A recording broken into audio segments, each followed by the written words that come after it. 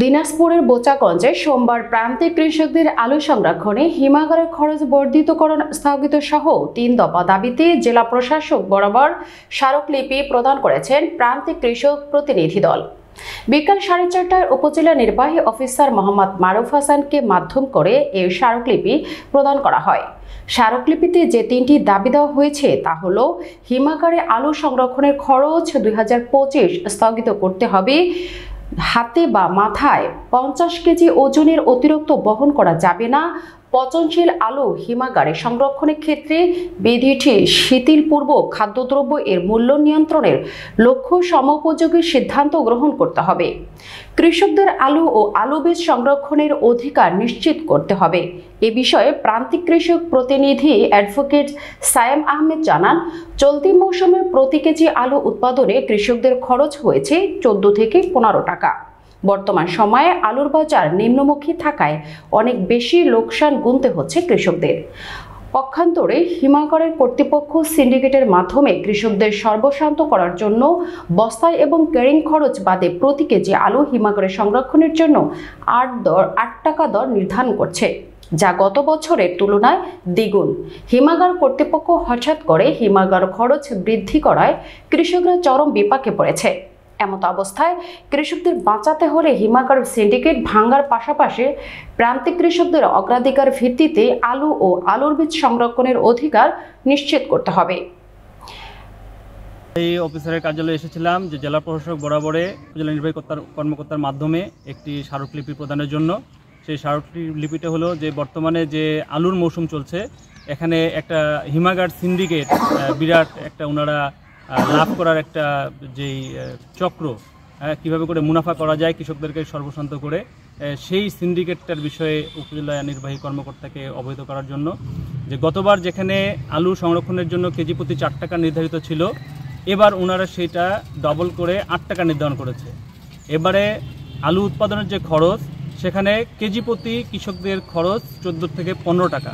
সেখানে বাজারে এক এক জায়গায় এক এক রকম দর রয়েছে, তাতে দেখা যাচ্ছে যে কৃষকরা এখানে সবাই প্রায় লসের মধ্যে রয়েছে। আবার যদি এই কৃষকরা যদি হিমাগারে আলু সংরক্ষণ করতে চায়, তাহলে আবার ওনাদেরকে 8 টাকা কেজি দরে সেখানে ওনাদেরকে ভাড়া দিতে হবে, খরচ ভাড়া। এর সঙ্গে আবার বস্তার দাম রয়েছে, আবার ক্যারিং কস্ট রয়েছে। তাতে দেখা যাচ্ছে যে একজন কৃষক যদি আলুটা রাখতে যায়, তাহলে তার আবার এটার পিছনে 24-25 টাকা দর এখানে চলে আসবে। পক্ষান্তরে যারা আপনার এখানে কর্পোরেট যারা আলু চাষি রয়েছে, ওনারাও এবার বিভিন্ন জায়গায় ওনারা বড় বড় প্লট করে তারা আবাদ করছে। ওনাদের ক্ষেত্রে আমরা যেটা জানতে পেরেছি যে ওনাদের ক্ষেত্রে রেটটার ব্যাপারে কিছুটা হিমাগারদের কনসিডারেশন রয়েছে। যেখানে কৃষকরা, প্রান্তিক কৃষকরাই মূলত আলু বা অন্যান্য ফসলগুলো আবাদ করে থাকে, আসলে তারা কোনো লাভ ভোগ করতে পারে না। প্রতিবারই দেখা যাচ্ছে আপনার কোনো না কোনোভাবে ওনারা সর্বশান্ত হয়ে যাচ্ছে। আমরা এসেছিলাম মূলত এই মৌসুমে যে আলু যেনারা চাষ করেছে, ওনারা যে ব্যাপকভাবে ক্ষতিগ্রস্ত, সারা দেশে বিভিন্ন জায়গায় আন্দোলন চলছে। আমরাও এখানে আমাদের উপজেলার আশেপাশে যেনারা আমরা আলু চাষ করেছি বা যেনারা আমরা আলু কিনেও খাই, সকলেরই জন্য এটা খুবই একটা গুরুত্বপূর্ণ ইস্যু। কারণ আমাদের প্রতিদিনই ভাতের সঙ্গে দেখা যায় যে আলুর ভর্তা বা আপনার আলু রয়েছেই। তো এখানে আমরা মূলত 3টা দাবি নিয়েই যে উপজেলা নির্বাহী অফিসারকে জানিয়েছি যে আলুর যে হিমাগারে রাখার জন্য যে 8 টাকা নির্ধারণ করেছে, এটাকে স্থগিত করতে হবে এবং আপনার কৃষকদের, প্রান্তিক কৃষকদের আলু সংরক্ষণের জন্য অগ্রাধিকার দিতে হবে। এবং গতবারে যেইভাবে করে ছিল যে আপনার আলু বস্তা হিসেবে ওনারা রেট ধরতেন, এবার ওনারা করেছেন যে 50 কেজির উপরে ওনারা নেবেন না।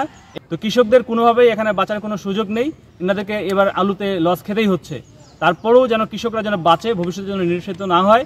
যদি নিরুৎসাহিত হয় তাহলে কী হবে, এবার হয়তো আলুটা আমরা পাবো, কিন্তু পরবর্তী বছরে গিয়ে দেখা যাবে যে আমাদের চিনি যেরকম হয়েছিল যে বেশ কয়েকটা মিল বন্ধ হয়ে গিয়েছে।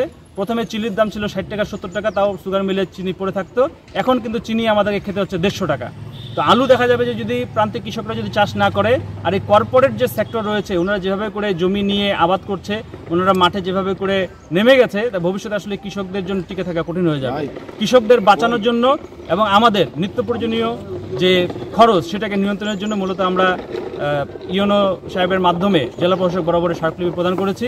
এবং আমরা ঊর্ধ্বতন কর্তৃপক্ষ প্লাস আপনার যে খাদ্য উপদেষ্টা রয়েছেন বা সংশ্লিষ্ট যারা কর্মকর্তা রয়েছেন রাষ্ট্রীয়, সকলের কাছে আমরা কামনা করছি যেন এই আলুর সিন্ডিকেটটাকে ওনারা নিয়ন্ত্রণ করতে সক্ষম হয়।